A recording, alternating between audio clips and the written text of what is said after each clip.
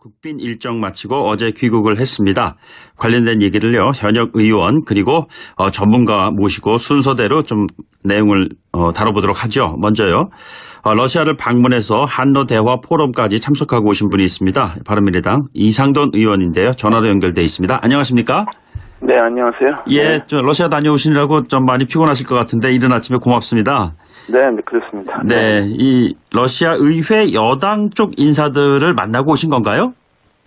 네, 그것 좀 설명이 좀 필요한데요. 네네. 그 한러 대화라는 것은 정부 간 그 대화 채널은 아니고요. 예. 주로 비정부 분야의 학자 전문가 그리고 이제 전현직 외교관을 포함해서 네네. 한국과 러시아에서 좀 그 양자간의 협력을 도모하기 위한 네네. 이런 전문가 포럼입니다. 예. 네, 제가 임기 초부터 좀 회의에 좀 참석을 해왔고요. 네네. 그리고 이제 매년 이제 서울과 모스크바를 왔다 갔다 하면서 이제 예. 회의를 하는데 금년에 이번에는 한러 정상회담과 같은 기간이기 때문에 네네. 그 규모가 좀 컸습니다. 그래서 예. 많이 갔죠. 네. 의원으로서는 저 외에도 박영선 의원 또 그 동북아 경제 맡고 계시는 그 송영길 의원이 네네. 같이 갔습니다. 예. 그 러시아 의원들 그 만나면서요, 그 남북 의회 대화 추진 뭐 이런 걸 제안하셨다고 하는데 이게 지금 어떤 걸 말하는 거죠? 네, 그것도 좀 설명이 필요한데요. 예. 그 회의에 같이 간 박영선 의원은 아시아 정당 회의라는 그 일종의 회의체가 있습니다. 네네. 그것은 아시아 국가의 의원으로서 그 각 정당을 대표한 의원들이 모인 일종의 좀 네네. 포럼 같은 건데 이게 오래됐습니다. 예. 얼마나 됐습니까? 그게 제가 알고 있기 때문에 한 10여 년, 예. 상당히 20년 됐는데요. 네네. 네, 그 사무국이 그 서울에 있습니다. 오래전부터. 예. 예. 그래서 우리나라가 상당히 주도적인 역할을 해온 회의체입니다. 그리고 예. 박영선 의원이 현재 그 회장을 맡고 있습니다. 네네. 네, 그래서 사실 북한의 의원들 사실상 이게 민주주의 입장에서 볼 때는 뭐 입법부 의원이냐 뭐 그런 논란이 있기는 있죠. 네네. 네, 그런 분들이 2년 전에 그 말레이시아 회의 때 한 2번 참석하고 그랬지만은 예. 남북 간의 접촉은 거의 없죠. 네네. 근데 요번에 금년 가을에 네네.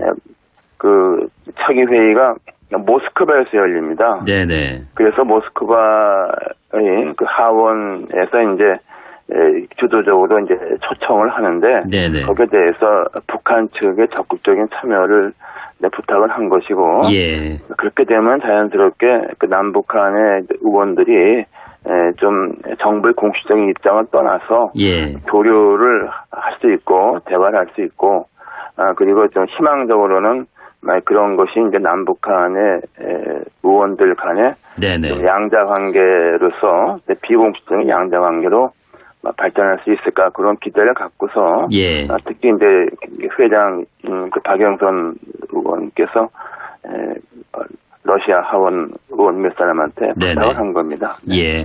그 지금 말씀 도중에 러시아 하원 이렇게 말씀하시는데 이게 지금 러시아도 보면 하원 상원이 있는데 실질적인 역할은 하원에서 주로 하는 건가요? 네, 그렇죠. 상원 하원이지만 이제 하원에서 실질적인 역할을 하고요. 네네. 그리고 이번에 그 문재인 대통령께서 하원에서 연설을 한 것은 굉장히 그 보기 드문 예. 그런 기회라고 평가되고 있죠. 네, 그래서 그 점은 상당히 좀 러시아 측에서 한국을 어떻게 보느냐를 갖다가 보여주는 하나의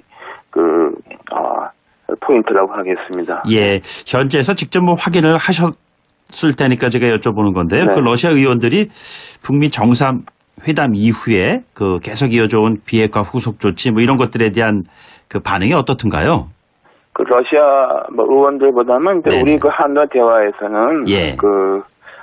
러시아 의원도 한두 분 있지만은 특히 전직 외교관들 특히 예. 한국에서 러시아 대사를 지낸 분들이 거의 뭐 전부 참여를 하셨어요. 원로 예. 외교관들이. 네네. 거기서는 아무래도 그 미국과 북한 간의 그 직접적인 대화, 협상에 대해서는 러시아는 아무래도 좀 유보적입니다. 예. 그건 우리가 좀 짐작할 수 있죠. 그런 네네. 것이 이제 우리나라와 러시아 간의 외교 이런 것이 좀 예민한 부분입니다. 네.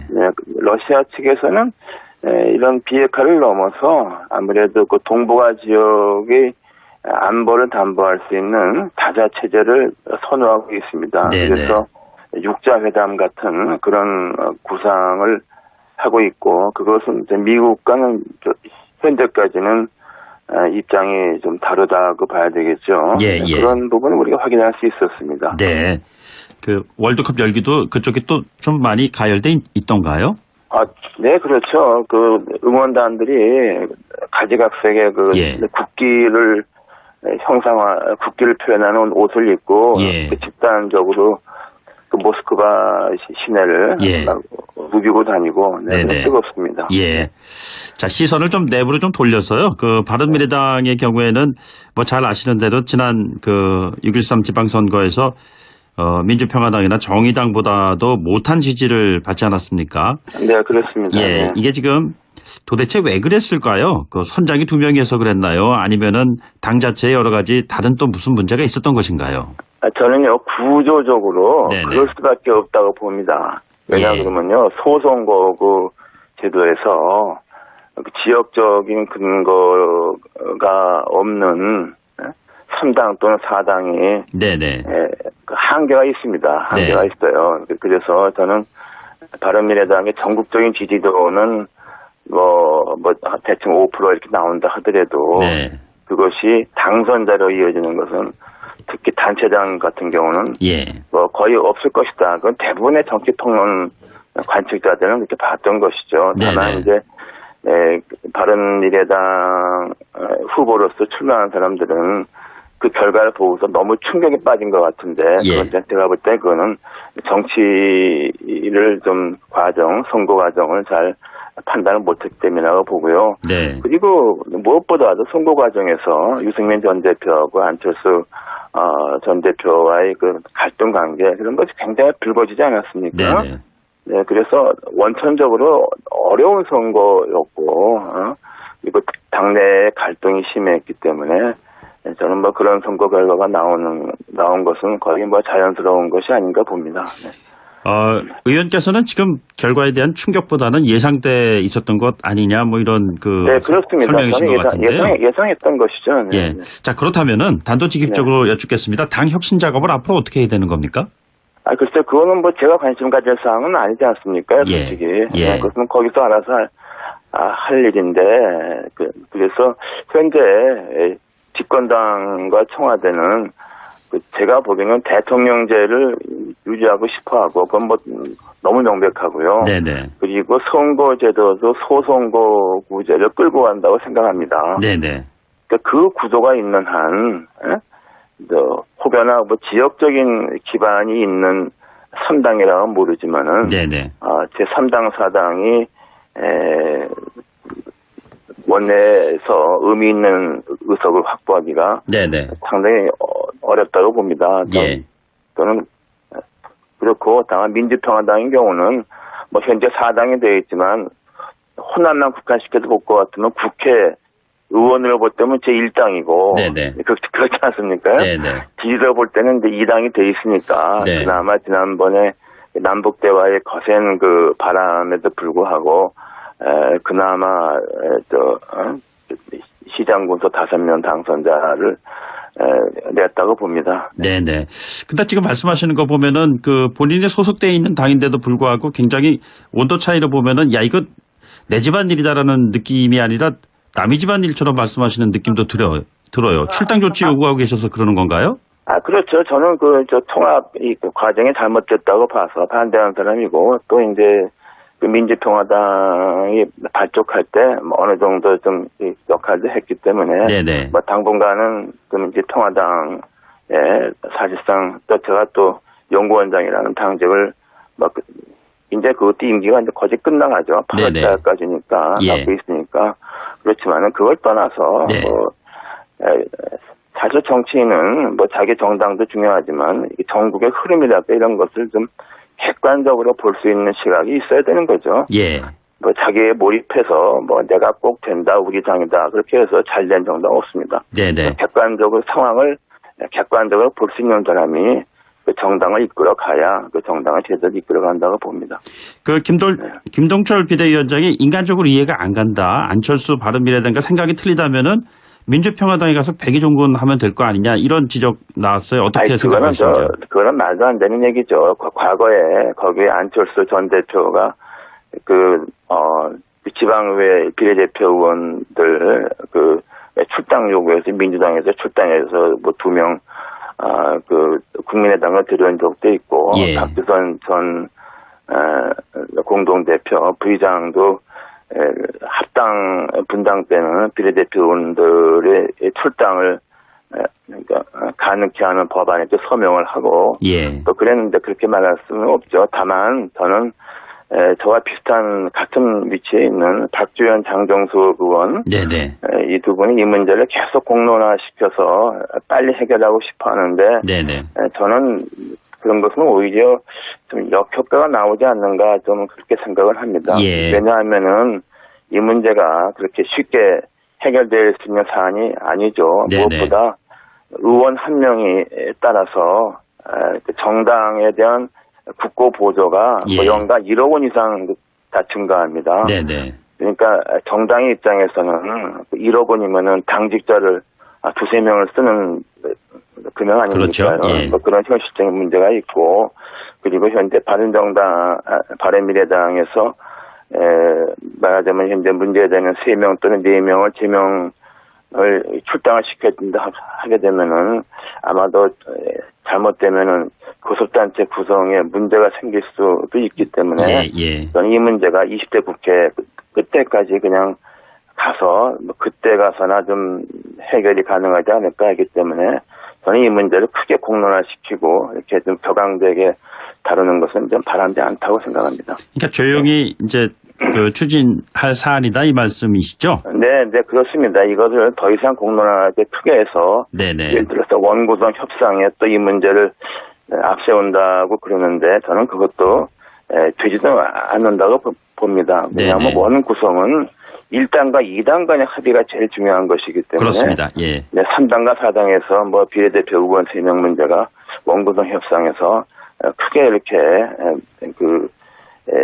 좌우하겠는가 하는 이런 생각이 들고 또 네. 이렇게 좀 그 필요 이상 또 격앙된 반응을 양쪽에서 보이는 것도 좀 뭐 별로 바람직하지 않다고 보죠.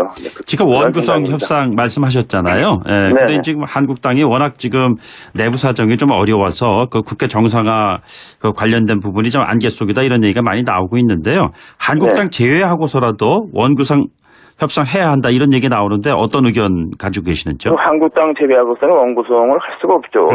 야당인데. 예. 그리고 어떻게 보면요.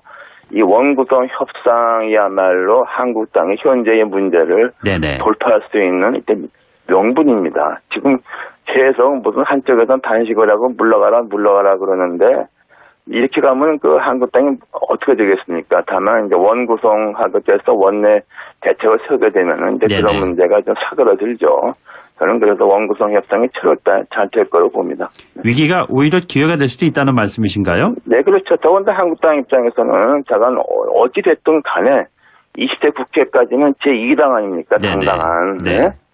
그렇기 때문에 이것을 원내로 좀 방향을 바꾸게 되면은 현재 그 심각한 분열 갈등 상황을 또 극복을 하고 어느 정도 극복을 하고 정상화할 수 있는 계기가 된다고 생각합니다. 이게 보수의 위기다 뭐 이런 얘기 나오면서 늘 개혁 보수의 역할이 중요하다 하는데 거기에 바른미래당의 역할이 강조되고 있는 것 같습니다. 어떤 의견 가지고 계시는지요? 저는요 지금 바른미래당이 보수가 아니라고 하지 않습니까? 네네. 박주선 전 대표나 김동철 현 비대위 대표, 원내대표 같은 경우는 보수가 아니라 그러는데요. 네네.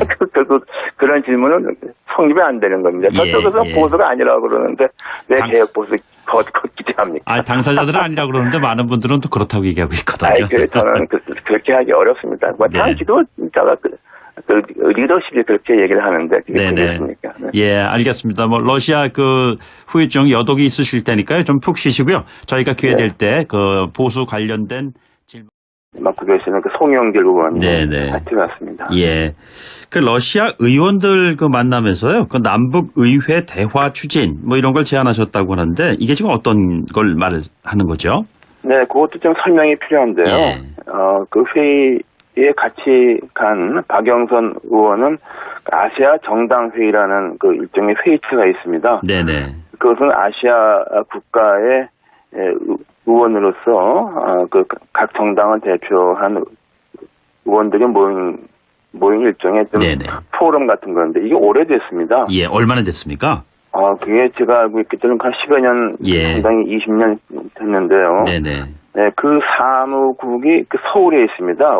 오래전부터. 예. 예. 그래서 우리나라가 상당히 주도적인 역할을 해온 회의체입니다. 그리고 예.